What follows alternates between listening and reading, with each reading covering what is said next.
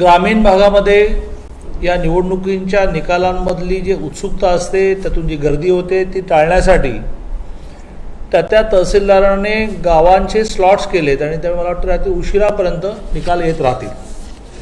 आतापर्यंत जे निकाल आलेले आहेत त्या निकालामध्ये 1907 जवळजवळ 7000 निकाल आलेले आहेत. त्यातल्या 1907 गावांमध्ये क्लिअर कट भारतीय जनता पार्टीचं पूर्ण पॅनल विजयी होणं आणि नजीकच्या काळामध्ये 25 तारखेला आरक्षण पडल्यानंतर जेव्हा केव्हा सरपंच निवडणूक लागेल त्यावेळेला सरपंच होईल अशी स्थिती 1907 गावामध्ये येवाना आली आहे. ही संख्या आमचा प्राथमिक अंदाज असा आहे की 6000 क्रॉस करेल. बिनविरोध ग्रामपंचायती जे झाल्या 1665, त्यातही जवळजवळ 564 ग्रामपंचायती भारतीय जनता पार्टीचं पूर्ण पॅनल. मला हे मान्य आहे की कुठल्याही ग्रामपंचायत निवडणुकीमध्ये सिम्बॉल नसतं, चिन्ह नसतं, पण भारतीय जनता पार्टीचे कार्यकर्ते उभे राहतात, त्या पॅनलला काही नाव देतात आणि ते पॅनल भाजपचं किंवा शिवसेनेचं किंवा राष्ट्रवादीचं असं मानलं जातं. तर त्यात 1665 बिनविरोधपैकी 564 बिनविरोध हे भारतीय जनता पार्टीच्या ग्रामपंचायती झालेल्या आहेत. एकूण काही ह्यातले आमच्या मनाला आनंद देणाऱ्या काही गोष्टी आपल्या सगळ्यांसमोर मांडायला पाहिजेत. त्याच्यामध्ये सुधीर मुनगंटीवारांच्या मतदारसंघामध्ये किंवा चंद्रपूर जिल्ह्यामध्ये प्रामुख्याने 629 ग्रामपंचायतीपैकी 348 भारतीय जनता पार्टीने जिंकल्या. आमदार विखे पाटलांच्या मतदारसंघामध्ये 25 पैकी 24, खासदार नारायण राणेंच्या सिंधुदुर्ग जिल्ह्यामध्ये 70 पैकी 55, आमदार रावसाहेब दानवेंच्या भोकरदनमध्ये 87 पैकी 61, आमदार सचिन कल्याण शेट्टी 92 पैकी 56, श्वेता माले 75 पैकी 62, बबनराव लोणीकर 100 पैकी 74, खासदार कपिल पाटील 56 पैकी 34, आमदार किसन कतोरे 44 पैकी 43. अशा जळगाव जिल्ह्यामध्ये 783 पैकी 372, माळशिरस विधानसभामध्ये 50 पैकी 35, दौंडमध्ये 51 पैकी 32, अशी एक मोठी यादी आहे. याबरोबरने काही मेजर यश, ज्याला आपण म्हणू की ठळक नजरेत भरणारं यश मिळालेलं आहे, त्याची 1-2 मिनिटांमध्ये आपल्याला यादी सांगतो की शरद पवारांनी दत्तक घेतलेल्या एनकुळ गावामध्ये 9 पैकी 6 जागा भाजपने जिंकल्या. शिवसेनेचे खासदार विनायक राऊत यांच्या तळवडे ग्रामपंचायत भाजपने जिंकली. राज्य सरकारमधील मंत्री आदित्य ठाकरे यांच्या जिल्हा परिषद गटातील अनगर भाजपने जिंकली. जयंत पाटलांची सासूरवाडी म्हैसाळ ही भाजपने जिंकली आणि 17 पैकी 15 जागा बीजेपीने जिंकली. वाईचे आमदार मकरंद पाटील यांची भादे ग्रामपंचायत 30 वर्ष काँग्रेसकडे होती, ती भाजपने जिंकली. काँग्रेसचे ज्येष्ठ नेते पृथ्वीराज चव्हाण यांच्या मतदारसंघात तिन्ही पक्षांची महाविकास आघाडी होऊनही त्या मतदारसंघामध्ये खूप चांगलं यश भारतीय जनता पार्टीला मिळालेलं आहे. प्रामुख्याने अतुल भोसलेंच्या नेतृत्वाखाली आम्ही त्या ठिकाणी त्या निवडणुका लढवल्या. त्याच्यामध्ये 52 पैकी 40, म्हणजे कराड दक्षिण मतदारसंघ जो पृथ्वीराज बाबांचा आहे, तर 52 पैकी 40 गावांमध्ये भारतीय जनता पार्टी जिंकली आहे. अशा खूप गोष्टी सांगता येतील. एक सांगता येईल की वसंतराव नाईकांचं, स्वर्गीय वसंतराव नाईकांचं गाव जे आहे गहुली, 1949 पासून बिनविरोध होत होतं. तिथे 7 पैकी 7 जागा पूर्ण बीजेपीने जिंकलेल्या आहेत. नाथाभाऊंच्या कोथळी गावामध्ये 11 पैकी 6 जिंकलेल्या आहेत. अशी एक मोठी यादी आहे. या सगळ्या यशामध्ये काही ज्याला म्हणता येईल की दुःख होणाऱ्या गोष्टी पण आहेत की ज्याचं तुम्ही जास्त प्रोजेक्शन करतात. उदाहरणार्थ माझं गाव खानापूर, मी सुरुवातीला आपल्या सगळ्यांचे आभार मानतो की माझ्या 2200 लोकसंख्येच्या गावाला तुम्ही संपूर्ण जगभर पोचवलं, त्याबद्दल थँक्स फॉर दॅट. तर त्या गावामध्येही 9 पैकी 3 जागा भारतीय जनता पार्टीने जिंकल्या, त्या 200-200च्या मार्जिनने. म्हणजे 2200 लोकसंख्येच्या मतदारसंघामध्ये वॉर्ड किती लहान आहेत, त्या वॉर्डमध्ये ज्या जिंकल्या त्या 200-200च्या मार्जिनने जिंकल्या. 2 हरल्या त्या 17ने हरली आणि 63ने हरली. निवडणुकीच्या परिभाषेमध्ये 17ने हरली म्हणजे 8ने हरली. आणि त्यामुळे 9 पैकी 3 आल्या, 2 आणखीन आल्या असतं, 5 झाले असतं तर सरकार आलं असतं. तरीही लोकांनी दिलेला कौल आम्हाला मान्य आहे. पण जसं एका पाटलांचं खानापूर दाखवता तसं दुसऱ्या जयंत पाटलांचं म्हैसाळ पण जरा दाखवत चला. आणि हे बाकी कोथळीपासून वसंतराव नाईकांच्या गहुलीपासून जे विषय आहेत ते पण आपण दाखवावेत. एकूण काय एवढं मोठं यश भारतीय जनता पार्टीला मिळतं आहे, मी म्हटलं जसं 6000पर्यंत ही जाईल संख्या. याचं एक प्रमुख कारण असं की इतिहासात पहिल्यांदा आजपर्यंत कधीही ग्रामपंचायतीची सरपंचाची निवडणूक ही थेट होत नव्हती. ती देवेंद्रजींच्या काळामध्ये सुरू झाली आणि त्याच्यातून गावामध्ये एक चांगलं नेतृत्व उभं राहिलं. काँग्रेस राष्ट्रवादीला हे नको होतं, शिवसेनेला हे नको होतं, तर त्यांनी 5 वर्षाच्या भाजपाबरोबरच्या काळामध्येच विरोध केला पाहिजे होता. पण काँग्रेस राष्ट्रवादी का नको होतं, तर त्यातून त्या गावामध्ये एक नेतृत्व उभं राहतं जे हळूहळू जिल्हा परिषदेचं तालुक्याचं नेतृत्व उभं होतं आणि त्या एस्टॅब्लिश विधानसभा आमदाराला एक चॅलेंज उभा राहतो. पण दुसऱ्या बाजूने लोकांना ती आवश्यक बाब वाटत होती, कारण 9 जणांमधून 11 जणांमधून 15 जणांमधून 17 जणांमधून सरपंच करणं म्हणजे काय होईल ते आपल्याला आगामी काळात दिसेल. 25 रिझर्वेशन्स पडतील आणि त्यानंतर 15 दिवसात सरपंचाची निवडणूक होईल. आणि त्यामुळे त्या गावाच्या सगळ्या लोकांनी विश्वास व्यक्त केला असा सरपंच व्हायला पाहिजे, तो या सरकारने रद्द केला. याची खूप नाराजी या सरकारबद्दल लोकांच्या मनामध्ये आहे.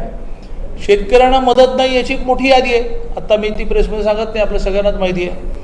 ग्रामीण भागामध्ये प्रामुख्याने कोरोनाच्या काळामध्ये राज्य सरकारला जे अपयश आलं, वैद्यकीय सुविधा नाही आणि सगळ्यात महत्त्वाचं म्हणजे सगळ्या प्रकारचे संभ्रम, लॉकडाऊन या विषयामध्ये संभ्रम आहेत, वैद्यकीय सुविधा विषयात संभ्रम आहेत. त्यामुळे कोरोना काळामध्ये भारतीय जनता पार्टीने प्रचंड सेवाकार्य केलं. सरकार हाताशी नसताना केंद्राने कोरोना काळामध्ये खूप मोठी भूमिका बजावली, अगदी परवाच्या इंजेक्शनपर्यंत. आणि त्या मानाने 1 रुपयाचं फुटक्या रुपयाचं सुद्धा पॅकेज हे महाविकास आघाडी सरकारने दिलं नाही, याची एक नाराजी लोकांच्या मनामध्ये आहे. वीज बिल हा विषय तर प्रचंड आहे आणि सगळ्यात महत्त्वाचं म्हणजे पंतप्रधान मोदीजींवरचा जो विश्वास लोकांचा आहे त्या सगळ्यातून एवढं मोठं यश मिळालेलं आहे.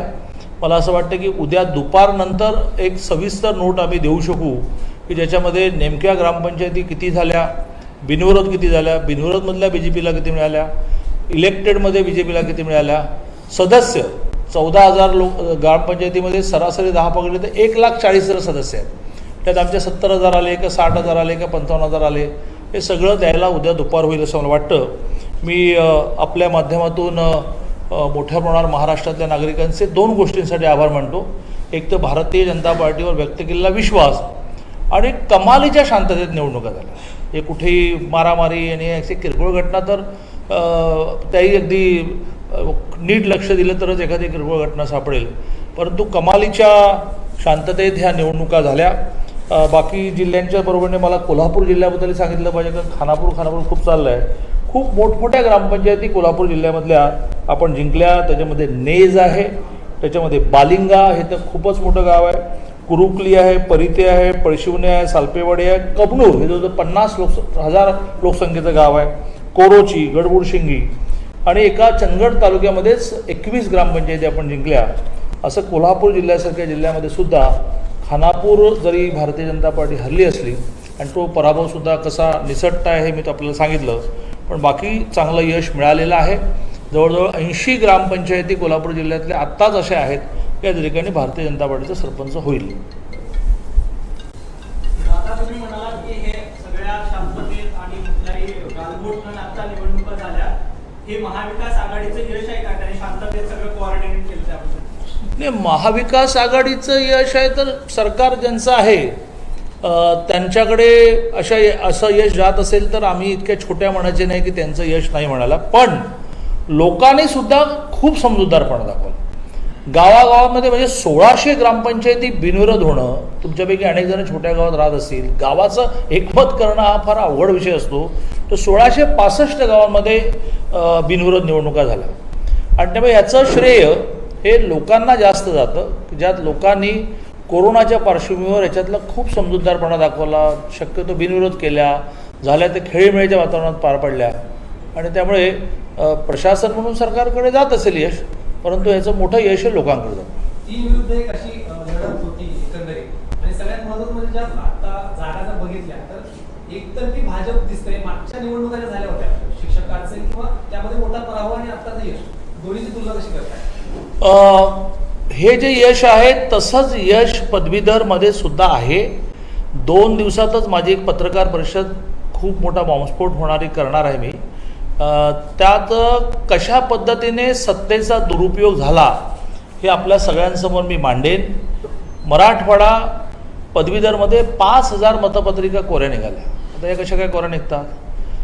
पुणे पदवीधरमध्ये 2,500 नावं ही बिलो ग्रॅज्युएट आली, की ज्याच्यामध्ये कॉलममध्येच लिहिलं आहे की 7वी 8वी लिहिलेलं आहे, म्हणजे लपवाछोवी पण काही नाही, 7वी 8वी, आणि आंधळेपणाने ती मतदार यादीमध्ये नाव आलेली आहे. 11,000 नावं अशी आलेली आहेत की जी दुबार आहेत. केशव उपाध्ये 6 वेळा आहे आणि नावात फरक नाही, पत्त्यात फरक नाही, फोन नंबरमध्ये फरक नाही, आणि त्या 6ही केशव उपाध्याच्या ठिकाणी मतदान झालेलं आहे. शेवटच्या 1 तासामध्ये 60 मिनिटामध्ये 137 138 असं मतदान हे 900 पैकी 300 बूथवर झालेलं आहे. मी तर पत्रकार परिषदेमध्ये डेमो दाखवणार आहे की एक मतदान पदवीधरचं व्हायला 3 मिनटं लागतात. मग तो आला, त्याने कार्ड दाखवलं, मग शाही लागली, एवढी लंबी 62 उमेदवारांची मतपत्रिका मिळाली, गेला, प्रेफरन्शियल लिहायचे असतात 62, ते लिहिले, पुन्हा फोल्ड केली, आणून टाकली, 3 मिनटं लागतात. मग 60 मिनटामध्ये 137 मतदान, 60 मिनटामध्ये 157 मतदान, कसं? त्यामुळे प्रचंड हेराफेरी झालेली आहे. तरीही लोकशाहीमध्ये जो निकाल आला तो आम्ही मान्य केलेला आहे, पण त्या हेराफेरी मी समोर आल्यानंतर तरी हे मान्य कराल की हा काही भारतीय जनता पार्टीवरची नाराजी नाही, त्या 3 पक्षाचं एकत्र येऊन जिंकणं नाही आहे, हे आपल्याला दिसेल. पण ग्रामपंचायत निवडणुकीत तर आपल्याला दिसलं की ही खरी निवडणूक असते की सामान्य माणूस आपलं मत व्यक्त करतो. पदवीधरमध्ये सुद्धा मी छातीरोगपणे असं म्हणेन किंवा समजा पुणे पदवीधरमध्ये 1,20,000 मतं त्यांना मिळाली, एकट्या BJPला 73,000 मतं मिळाली. जर 1,20,000 3ने भागलं तर 40,000 येतात, आम्हाला एकट्याला 73,000 आहेत. हा तर माझा दावा आहेच ना की तुम्ही चौघे पक्ष मोठे आहेत ना, बाकी मग बहुजन विकास वगैरे वगैरे बरेच आहेत, चौघांनी वेगवेगळा लढा महाराष्ट्रात. तर भारतीय जनता पार्टीच सगळ्यात जास्त असेल हे आपल्याला आजच्या निकालावरून दिसलेलं आहे, पण ते होणार नाही. त्यांना माहिती आहे की असं आपण वेगळं लढलो तर काय आपली वाताहत होणार आहे. त्यामुळे भारतीय जनता पार्टीला पदवीधरमध्येही अपयश मिळालं असं मी मानत नाही, पण लोकशाहीमध्ये जो निर्णय येतो तो मान्य करावा लागतो पुढील निर्णय येईपर्यंत. त्यामुळे निवडणूक आयोगाकडेही पिटिशन दाखल होते आहे आणि हायकोर्टामध्येही पिटिशन दाखल होत आहे. या सगळ्यातून आपल्याला त्याही निवडणुकांचा पोलखोल होऊन जाईल. निकालाचे आकडे जर बघितले तर पहिला भाजप आणि दुसरा शिवसेना, अर्थातच तुमचा जुना पक्ष आहे, आणि 2 बाकीचे आहेत ते आघाडी. म्हणजे पुन्हा एकदा असं वाटते की लोकांनी परत एकदा युतीलाच कुठेतरी मतदान केले, आघाडी मागे पडली, शिवसेना आणि भाजप अशी युती जर पकडतात अर्थात एकत्र नको नाही. म्हणून मी म्हटलं तसं की लोकांनी 3 पक्ष एकत्र येऊन शिवसेना हा स्वतःला हिंदुत्ववादी म्हणणारा पक्ष त्या 3मध्ये गेल्यानंतरही भारतीय जनता पार्टीलाच प्राधान्य दिलेलं आहे. आता तुमचं लॉजिक जे आहे ते बरोबर आहे की जर भारतीय जनता पार्टी आणि शिवसेना जोडली तर काँग्रेस राष्ट्रवादी काही उरतच नाही, पण हे उद्धवजींना जर कळलं असतं तर मग हे सरकार आलं नसतं. हां, कोण विचारतो? विवेक. या निवडणुकीनंतर नाही, मी ज्योतिषी नाही. विवेक, अमित अमित अमित अरे अमितने अजून प्रश्न विचारला नाही. पक्षही पण चालेल असतात, पण मग तुम्ही असा दावा करता इतर पक्ष पण दावे करतायत, सर्वसामान्यांनी कसा विश्वास ठेवायचा? नाही, मग मी तुम्हाला यंत्रणा उपलब्ध करून देईन आणि झोन वाटून घेऊन तुम्ही चेकिंगला जा. त्याच्यामध्ये शिवसेनेच्या आता तुम्ही जे दाखवतायत ते निम्मे आहे ते लक्षात येईल. सर, एक सवाल है आपसे. ग्राम पंचायत के नतीजे हम देख रहे हैं, बीजेपी बड़ी पार्टी बनकर के उभर रही है, बावजूद इसके बीजेपी अकेली दिखाई दे रही है. आप नंबर तो है आपके पास, लेकिन फिर भी आप सरकार नहीं बना पाएंगे. कुछ इस तरीके का जो है वो दिख रहा है माहौल. ऐसे स्थिति में आने वाले दिनों में आपकी क्या तैयारी रहेगी और किस तरीके से आप टीएमसी चुनाव है, उसके बाद 2024 में एमपी के चुनाव होंगे, कैसे देखिए? 22 में होने वाले मुंबई महानगर के चुनाव में 17 में क्या हुआ देखना चाहिए. 17 में तो बीजेपी अकेली लड़ी. बीजेपी अकेली लड़ने के बाद भी बीजेपी को 82 सीट्स मिली. शिवसेना को मुंबई उनका गढ़ है ये मानने के बाद भी 84 मिले.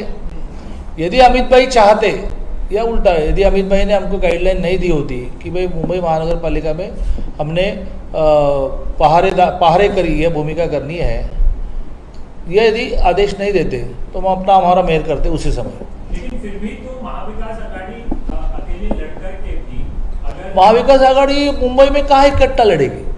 तो कांग्रेस ने तो आज जैसे हाथ ऊपर करके डिक्लेयर किया है कि हम अलग लड़ेंगे। चुनाव तो आप लोगों ने भी अलग लड़ा था, बाद में फिर आप लोगों ने मेयर बना लिया हाँ, अपने समझौते से। तो ऐसे दृश्य महाविकास एक तो 22 को 1 साल है, हम जिस प्रकार से संगठन को बढ़ा रहे हैं, कभी मुझसे गप्पे मारेंगे तो ध्यान में आएगा कि एक पेज पर यदि 30 वोटर रहते हैं तो उस पेज को भी प्रमुख बनाने तक हम जा रहे हैं। तो ये जो हमारा डिटेल में संगठन का विस्तार चल रहा है, कोरोना में भी वर्चुअली पूरे राज्य की कार्यकारिणी, सारे जिले के कार्यकारिणी, मुंबई के कार्यकारिणी, मुंबई के वार्ड तक कार्यकारिणी किसी ने नहीं की, हमने की है। हमारा दावा है कि हम अकेले लड़ेंगे फिर भी हम यश प्राप्त करेंगे। और क्या किसने कहा कि 1 साल में और कुछ नहीं होगा? Thank you. चलो।